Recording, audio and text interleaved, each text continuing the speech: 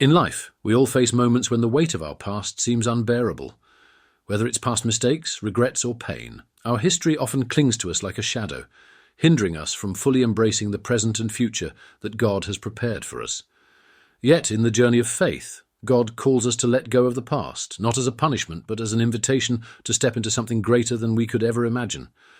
To be chosen by God is not to be given a life of ease or comfort. It is a call to embrace a purpose greater than ourselves. This divine calling requires surrender, not of our possessions or talents, but of our need to control, our desires, our fears, and ultimately, our past.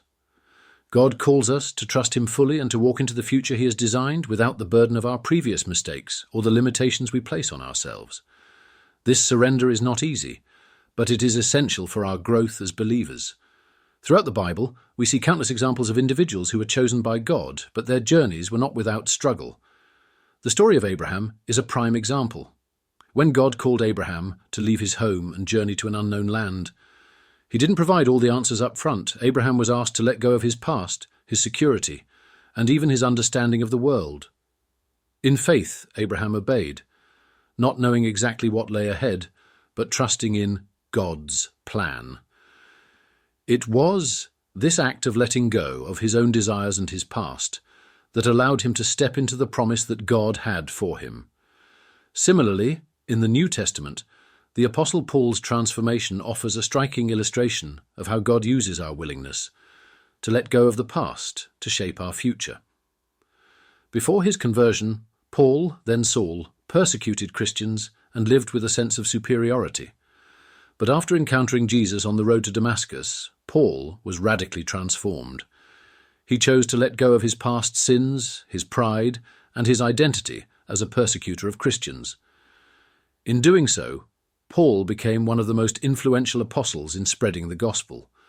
His message to us is clear: letting go of the past, whether it's our mistakes, our pain, or our identity, enables God to transform us and use us for His greater purpose.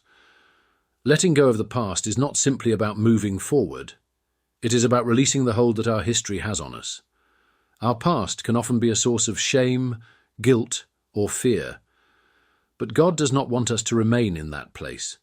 He offers us forgiveness and grace, and He desires for us to live in the freedom that comes from trusting Him. The act of surrendering our past is, in essence, an act of faith. We trust that God is bigger than our mistakes, stronger than our regrets, and more capable than we are of In the healing Gospels, wounds that our Jesus past has repeatedly left. Calls people to follow Him, often asking them to leave behind their former lives. To the rich young ruler, He says, "Go, sell everything you have and give to the poor, and you will have treasure in heaven. Then come, follow me." Mark 10:21. Jesus wasn't merely asking for material wealth. He was inviting this man to release the hold that his past, his wealth and status, had on him. Only by letting go of what he thought he needed could he experience the fullness of the life that Jesus had for him. When we let go of the past, we also make space for healing. Often we cling to our history because we haven't fully processed the hurt, trauma, or disappointments that we've experienced. However, God wants to heal us and renew us. He promises in Isaiah 43:18-19, "Forget the former things, do not dwell on the past. See, I am doing a new thing." This is not a call to forget our past experiences entirely, but to not let them define us. God wants to do something new in our lives, but that requires us to trust Him enough to release the past so that we can experience His healing and transformation. Forgiveness is another crucial aspect of letting go. Often we hold on to grudges, resentments, or the pain caused by others.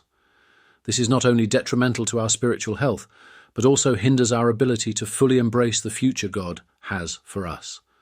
When Jesus taught us to pray, He said, "Forgive us our trespasses, as we forgive those who trespass against us." Matthew 6:12. Forgiveness is not just about letting go of others' wrongs, but also about releasing the grip that unforgiveness has on our hearts. When we forgive, we free ourselves from the chains of the past, allowing us to move forward with God. This process of letting go is not easy, and it requires intentionality. It means releasing the pain, the shame, and the fear that keep us bound to our past. It means letting go of the people, places and things that we've allowed to define us. But in doing so, we embrace the fullness of life that Jesus promises. John 10:10 says, "I have come that they may have life and have it to the full." The abundant life that Jesus offers cannot be fully realized if we are constantly looking back or clinging to the past.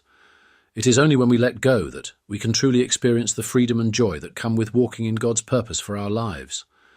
Letting go is also an act of humility. It is a recognition that we are not in control, that we cannot change the past, and that we need God's help to heal and move forward. Humility is the key to unlocking the transformative power of letting go. As the Apostle James writes, "Humble yourselves before the Lord, and he will lift you up." James 4:10. When we humble ourselves before God, acknowledging our need for his grace, he is faithful to lift us up and help us move forward in his strength. In conclusion, God calls us to let go of our past because he has something greater for us. He desires to heal us, transform us, and use us for his kingdom. Our past does not define us. God's love, grace, and purpose do. When we release our grip on the past, we make space for the new things that God wants to do in our lives.